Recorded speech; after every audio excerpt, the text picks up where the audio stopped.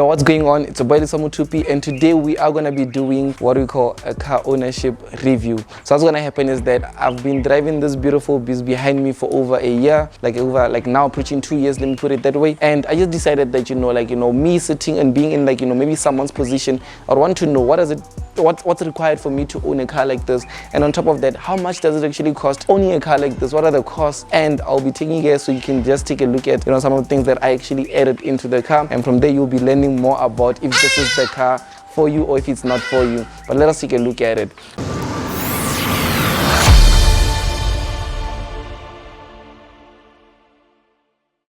The first thing that I'm going to be starting off first here is so this front lip right here. So you can simply see that currently my one here is a bit scratched, I think, on this part and on this part. This is my second lip. So this lip here this is my third lip. I had the one that came with the car. It was came with the car. I bought this car fully spec'd on, but and then something happened. What happened? I was chased by police and them, and the lip came out. And the second time I was after the hijacking, they messed up my leg. So this lip costed me over 23,000 rands to fix it twice. Meaning that the first time it was 23,000 putting this on, buying it 23,000, I think 5,000 extra worth of labor. And in addition, again, since I lost it twice, again I had to buy another front lip for 23,000. I think it was 32,000, but 23. Let's put it on 23 plus that 5,000 for labor. And then this year is actually okay. This came with the car, the max and stuff, and obviously the tires. The tires are also something, guys, something that most people don't speak about in terms of the car. Looking at it, these tires Michelin, they go around 6.5. 7,000, 6,800 a tire. So 4 tires is maybe 24,000, 25,000. That's the cost of literally 4 tires on the car. 24,000. So whenever I'm spinning in my head, I know that's 24,000. Every time I spin, it's 24,000 going down.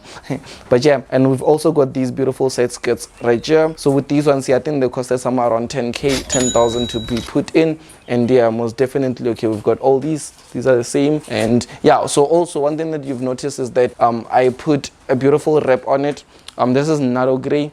So this wrap, I went to luxurious wraps for it, and I think I've put it for 37,000, 37, yeah, somewhere 30k or 37,000. That's how much it costed me to have this whole wrap on the car. This car actually is white. It's a white car, you guys do know. I had a white BMW, you can see here, but I just put the wrap on top. And as well, what I done here is that I actually put dark tinted rims. I think I went over to 90% in terms of the darkness, so you can't see anything inside. Even if you do this, you can't see anything inside. That's one thing that I like. And yeah, and moving over is that just coming back here, I'm not too sure. Okay, this came with the car. You insert this, I don't know how much they are, but yeah, these are the things that we have. And as well, we've got these beautiful lowers right here as well. I think these also came with the car for me. So that's what happens. Normally when you do that, it opens up the boot. When you just do something similar to this, opens up the boot. But I've got these Acropovich pipes, the pipes. So the whole pipe systems now, with the pipe, it was a different thing, because when I got this car, the first thing that I done, the car was still, I had 100,000 warranty, meaning that if I change anything with the pipes or engine, I'm gonna lose on the free service type thing. So I changed it same day. And the first change that I done, it costed me 25,000 rands in order of me to just get a new pipe system, and that guy didn't do a good job. So the car started producing smoke. If you guys remember, on my previous, there was the car was taking out smoke. That guy didn't insert it well. So they said I need to buy now tables, double tables. Those tables costed me 40,000. I bought those tables, found out that it was not the tables that were fault. It was actually the person. You had to do what is it? I forgot what that is. I forgot the word, but it was something simple, which that person forgot to have done. Software engineer, something like that. Yeah, software. You had to do software, something like that. And we put those tables, and so now I took it elsewhere for the pipe work. And when I took it that elsewhere, now they also charged me, but they done a very brilliant job, and they charged me 35,000. They inserted everything, tables, cleaned up my softwares, and my pipe system is dope. Can you please just go a bit lower so we show them how the pipes are set? Can you see it's a 4 pipe here. 2 pipes here, 2 pipes, and the pipe goes down. It's not normally there would be a big box right here, but now it's not there. It's literally a straight pipe. So this pipe system, it's a straight pipe system, and it's a Acropovich. And yeah, I'm just excited with what's going on here at the back. And obviously it's a M3. It's not a made-up M3. It is a M3. It's not I bought BMW 3 series and then I flipped it into a M3. No, M3. you know, I wanted M3, we got it. Dark here at the back. And yeah, we've got like obviously these narrow grays and stuff and the side skirts. So I think that's it for like, you know, here at the back. So what's gonna happen now is that we're gonna be getting in the car, and maybe I can show you guys some couple of things in the car. Okay, so now looking at the interior, guys, come over here and let us take a look at this.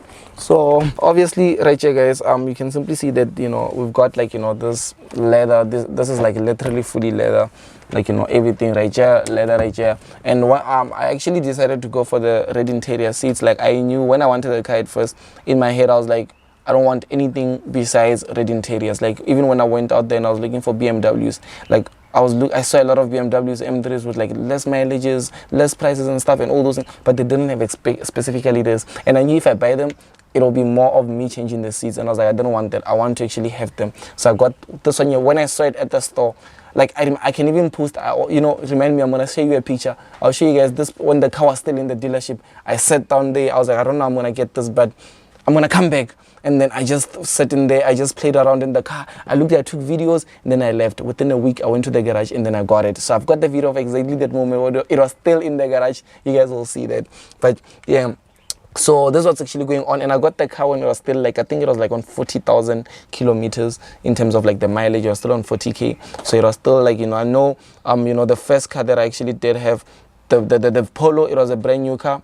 It was like 50K kilometers like on it, but the 45 was like more of like 20,000 kilometers, and this one was more of like 40,000. So yeah, I like I've seen that, like, you know, obviously when you're buying a brand new car, it's more costly compared to when you're buying a second car, like a car that has already been driven. But there are also advantages that you can play around with. Like for me, I know that I want to put a sound system, I mean, a exhaust system in the BMW, so it doesn't help if I buy a brand new one, because at the end, like it's I'm just gonna change up everything. So and also it's less costly. Like, you know, I can play around with things, like I can play around with it that many times. But that's actually what I have. And if you can just take a look at maybe here at the back, so right here at the back, so these windows, like I did say that these windows, yes, here we've got these beautiful curtains here. So these curtains, what they does is that they open and close. So whenever, like even when I'm being here at the back, I can take down the windows, but because of these curtains, no one can be able to see from the inside. And as well here at the back, can you please just show them here at the back? Maybe from the inside, there's also curtains here at the back, and that side also those windows. So what happens is that they work with remote by my side of where I press that side by the driver's side. So what I do is that I can maybe take this down or up. When I press a button, it's either gonna slide down as a curtain or it's gonna slide up as a curtain. So those are like functions that I thought were cool to have in a car. And yeah, we just stuck it like that. And sorry about that, the car is not that clean, but I think for now, let us hear the cold start. When you're done hearing the cold start, I want us to sit down and start talking about how much does it actually cost owning a car such as this. What are the monthly payments on it, or what are, you know, the guesses, what are the things. And also we're going to be looking at what are, like, you know, in terms of pros and cons, like what are the two differences, what do I like about it, what don't I like about it. And then we'll also be looking at, because I bought, like, you know, one car cash and I also bought one car finance, we'll be looking at the two methods and why choices, you know. So yeah, let's give it a cool start.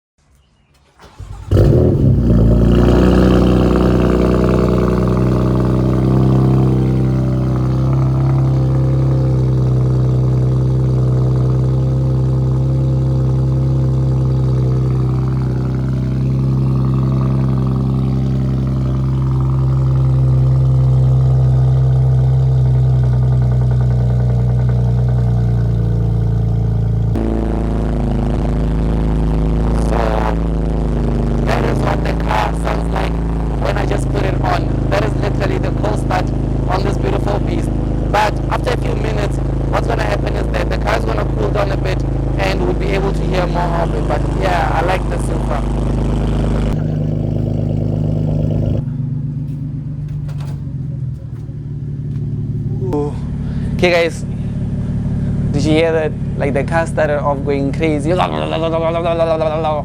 then now it cooled off and now it's chilled, now it's neutral. So obviously this is when, like, you just want to be comfort. So if you are like someone that's old that don't want a lot of noise and stuff, this is what you want to be more comfortable with. And like even if I have it on sport, because there's even features inside. I'll show you guys real quick. If I put it on sport mode, there's a sport and a sport plus. If I put it on sport plus, it's like insane, just the gas push, or you hearing these crazy bubbles and all those things. But if it's on comfort mode, then you don't hear none of that. You can only hear one pop, like pa, but just one. And when maybe it's changing gears, like oh, po, you know, those things. But yeah, that's how it is normally. And let us now speak about the cost. How much does it actually cost in terms of owning this, and also the difference between the finance and as well the cash. Okay, so the first car that I had was a Polo VW, a VW Polo, and that one there I got it via finance. And because I was still young, I was like 20 at the time, I afforded it, but I didn't have the right paperwork and stuff. I had to go out there get help, so I used someone else that could do that for me, and eventually I got that and I was able to succeed. And fortunately I was able to, like, you know, continue the rest of the things myself. But now moving over to the second one, which is the 45. With the 45, I didn't want to go through the same processes, so I was like impatient. I took out money, I bought it cash, and that car's value was more of 500,000. It was like literally 500k, and I bought it just like that. So there was like no cost to it monthly or anything like that, just gas, you know, tires, you know, those minor things a here and there. So I didn't really feel it that much, and I was still like what, 21, 22 at that time. But now as I was going, I started learning more about money, all those things, started learning more about also what I can do in order to be able to just get these on finance. Because I think, like, for me at that time, yes, I would have 500k, but for me, you know, I feel like I would rather take that 500k instead of putting it on a car that's not gonna be making me money. I would rather take that 500k and put it on like maybe take 100k, put it on a car, and then 400k put it on in business or in my trading account or somewhere else. Because I know that 100k, that 400k, if it's in my trading account every month, even if I make like what, 10%, that's like what, 40k, I can easily pay off the car while I still have money in my bank account. Isn't that smart? Instead of taking 500k, putting it on a car and not having money at all. I don't want that. So I decided that I'm gonna be smart. I boost up my accountants, they done their things, started focusing more on what I can do in order to win, qualify better things. And after they are boosted up my credit score, it actually needs to be pushed more, but I started pushing it. Then I went, as soon as I saw this car, I got a deal. This car, I got it for 800k. It was a total value of 800,000 rands, and we got those deals, and those guys wanted like 10% deposit. I gave them 80,000 rands on the spot, and they were like, boom, you are finalized, you get your car. So how much do I actually pay for it monthly? This car, total cost is like 16,800 every single month. For me to just own this car, I pay over 16,800. Not only that, there's still more cost to it, guys. Remember, I'm paying for things such as, like, you know, your insurance, your alarms, your securities, your whatever. So for in terms of insurance, the total that I pay for it is 7,000 rands. So when you add up that 16.8 plus an additional 7,000 rands, that's how much for me to just own this car. That's the total value of it, né? The 7k for insurance and the 16k. So now diving a bit more deeper in terms of, like, you know, your insurance, your alarms and all those things. Those are like maybe minus. I'm not really too observant of how much. I'm sure it's like 500 or like 400 a month for, like, you know, your security systems, alarms, multiple track devices and all those complicated things. But yes, like maybe a 500 to 1,000. And also I've got like also another, I have multiple tracking devices. I've also got one that I use, like, you know, with phones and things that are connected from here at home, my laptops, my iPads, and that's also like an additional one. But that one there, I don't pay any monthly. It was a once-off fee, but the advantage is that I buy airtime. So I buy airtime for my car.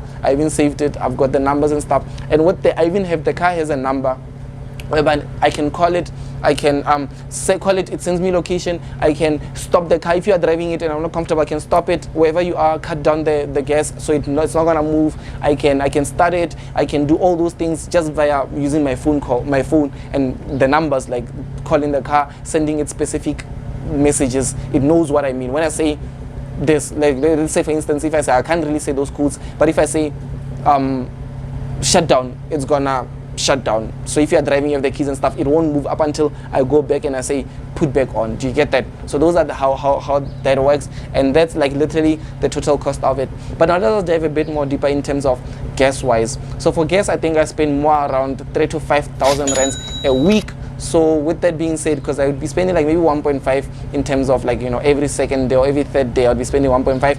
And but there's times where I don't go out that much, meaning that I don't spend 3,000 a week on gas. But if I do, like there's most days where when I do happen to go out, I'll be spending 3,000 a week on just gas. So it's like more 336, 12,000 additional in terms of looking at gas. And yeah, that's like literally the total cost of the gas. I did mention the tires to you, and also service. So when I'm changing brake pads, I think brake pads, they costed me like 42,000 in terms of changing brake pads. Yeah, I think that's like the total. Some of these things I'm not really too observant about because I don't really pay too much attention, or it happens once in a while, like once in a quarter or once in 6 months. So but yeah, that's like the total cost of, like, let's say when I'm switching up some of the brake pads, if something is faulty somewhere there, or if like I just need to update something like service. Because remember, I done this car, I modified it, not modified in terms of speed wise and stuff, I just put a new exhaust, so it got removed from the BMW warranty, whatever that is. So what happens is that for me, I pay my own services. And the last time when I went to service, I think they wanted like maybe 30,000, like 33,000. That was like the total, like when you include oils, what, and they find this and that and that and that. But I think the normal service, like just oils and those, you know, those normal services, I think it costs 8,000.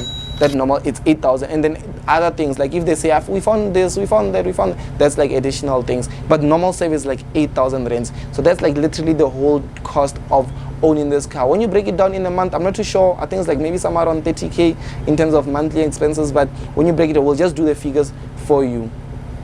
Okay, so you did see the car, you saw the review of it, you also saw you also saw the cost, you got to learn about the cost. But remember, I'm not doing this to just tell you guys about my personal things. No, it's also for you that wants to maybe own a BMW M3. You know, I think it's a 2017, 2018 model. If you want to own one, then you know you can prepare. If you are making 100,000 a month, you know you can easily afford it, you know. But yeah, let's speak about the likes and dislikes. I want us to speak about the pros and cons, maybe three each. So obviously this is my dream car, I love it. So the like about it is that, you know, it's fast, it's like, you know, it does everything that I want. Like, you know, I spin, you know, I can be like luxurious at time, just chill, relax, do my thing, can sit there at the back with those curtains. I can, like, you know, it fits my style. So that's like literally a like for it, né? So I love that. And as well, like, you can even see how the lights are set up. It's more of a, like, you know, it's dropped below in order of being able to, I highly believe that these lips and stuff helps with the aerodynamics, so it can basically perform better, like in terms of how with the air and stuff. So that's something that I like. And as well, obviously the seats, guys, I love the seats. The seats right here, yeah, the seats right here. So obviously these are the seats that I love, guys. This is like my dream. I've always wanted these seats. And I remember even before, let me just put it off for a while, even before I had a car that was like this, when I was still driving a Polo. Polos are manual, so I change gears like 1, 2, 3, 4, 5. So every time when I drive, I'd always be doing like this just to play around. Even if I didn't have the pedal shifts, I'd always be doing this just to play around. And they'd ask me, why are you doing that? I'll be like, no, like I'm just preparing for if I have a car that does that. When I do have a car that does that, I'm able to be comfortable with doing that. Then they just kept on laughing at me. But I love the fact that, you know, I can either change my gears using these pedal shifts, or I can either use this Tiptronic type thingy whereby I just go plus and up, like forward and back, or I use these things. And there's different modes to it. Like I can set, you know, M1, M2. I can put a mode of, like, let's say if I want to spin, I put it on M1. If I want to spin, maybe I put on M1. So when I activate M1, maybe you can show them here. And then M2 is like maybe if I put a setting off, if I'm driving, I don't know, in this type of a situation, if it's raining or I don't know, I can put a mode on M2, so it's set in advance. So whenever I want to change mode, I don't have to go here, because this is all the settings here. All these settings here I can easily just play around with. This is the performance. Like if I put this on, there's a sport plus, there's a sport, there's a comfort, there's a sport, then there's a sport plus, and then this is also for the shocks, this is also for the steering. You can either put on sport plus, or comfort. So you choose all these things. Where do you want to put them? You set it up, and once you set that, you can put the traction on or off. Then you can save it as a setting, so it's always like this. So when you put it on a setting, it does that. And also me, I love speeding, so I love the fact that it actually has a limit whereby I can just press here, like, you know, maybe 160 when I know that I'm driving. And because like when I was studying the 45, guys, even though the 45 had a limit as well, but like literally almost every week I was like almost trying, like going to jail, having to just speak with people. No, please take me out, please take me out, because of the fact that I'm driving over 160, even though I'm not seeing it, because I come from driving a Polo, which when I drive 160, I can see. So these cars, when you're driving like 160, 200, you don't even see that you're driving that much, and that's something that's on me. And I also love here, you can simply see here in terms of the setting of the seat. Obviously, I can set the seat as how I want, put the seat here how I want, then I save it, set it on one. If let's say I've set it on one, and then maybe you come and then you do different settings and then you put it on two, or you just do different settings. Let's say I borrowed you my car and then you play around, you put the seat up, 1, 2, 3. When I get in the car, I won't be like, hey, you messed up the car. No, I'll just press one, and then it'll go to my normal, to my setting, because that's why I said it, that this is one, this is me, and then it does that. So that's one thing that I love. And it's very spacious because, like, obviously it's just me and my lady. Normally got my security and stuff, but it's spacious. Like, I'm comfortable to do anything that I want. Like, I can, for me, I also feel like when I first started driving this, I felt small in this car because like the seats were in, and I was like, big and everything. I couldn't even see there. But now I feel like I've grown into it and I'm more comfortable, and it's just like, a bit too chilled, and I'm just excited, man. I'm just excited. There's a lot of things that I love about this, that if I do happen to speak about all of them, obviously, the sound, it sounds so crazy. It's very fast. It's a fast car. Like, I've played around with it so many times. I've got to experience, like, the speed of it. I've done so many things. It does everything. It's like, it's that car that you can take either to, serious function, or you can take to just play around with, like, your friends and all those things. But that's just one thing that I like. So some of the cons, let us speak about the cons. Before we get to the cons, I want you to take a look at this beautiful key and what it actually has. Yeah, I got this as a birthday gift from my brother, and you can see that it says Stizzy GP. This is what actually represents me. This is what actually represents the car, and this is GP Gauteng province. Obviously, you do know that I'm a Pretoria boy, so obviously this is where we are. But yeah, guys, let us speak about some of the cons of it. Okay, so speaking about the dislikes, obviously there's not that much that outweighs the positives, but looking at it, obviously this, guys, I did say that I changed this so far 3 times, and one is already like 20k. So this is obviously a dislike in terms of the car being this low. The car is very low. There's specific points where I can't go in, I just have to park outside, or I just don't go there. Like, I remember the last time we were going to hospital, my lady needed, like, to see a doctor, and when we got there, the parking was like paved, and I was like, guys, I need to park. They're like, we changed, like, had to change hospitals just because of the car couldn't park there. So those are things like, that's just one of the dislikes. Yeah, that's just one of the dislikes that we got. Yeah. And as well, the tires, I'm not too sure, but I feel like my tires end too quick, because I'm not too sure if it's because of I spin or if because of I drive too fast. But my tires, like, I change tires like literally every 4 months, every 4 to 5 months I change tires. Luckily with the brakes, it's been a while since I changed them. Maybe they can push me to a year or maybe more than that. But also it depends on you as a person. I'm more of an aggressive person. I drive quick, I'm more of, I'll see that when it does happen, like, I won't be like, oh, let me drive slow so I can save my brakes. No, I will drive me because I got this car and I want to enjoy it. I must drive it. So yeah, that's just one of the disadvantages that I do not like about it. Okay. Let's see. What else? Let us see. Oh, maybe let's just go inside.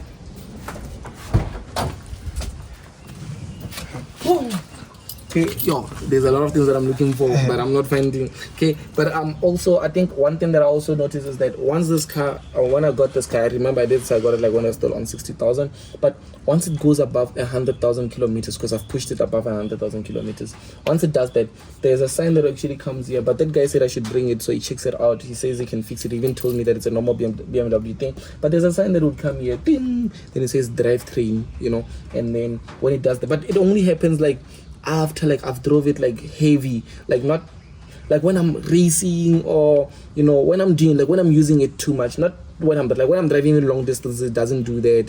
When I'm just like, it doesn't do that when I'm driving like just normal drives, fast or whatever, it doesn't do it. It only does that like when I overspeed, like let's say when I start like too quick, and like in like a lot in that specific time. Like if I do that like maybe for 20 minutes, I'm just racing, spinning, like changing gears too quick, doing that, then there'll be a sign that will come up and say drivetrain, your performance have dropped, just like low type thing. And then maybe all I have to do is just like start it, like switch it off, and then put it back on, and then it'll reset type thing. But that's obviously a dislike in terms of like the insights. But regardless of that, guys, I think that's it for the dislikes. I think I gave you guys 3 of the best. Oh yeah.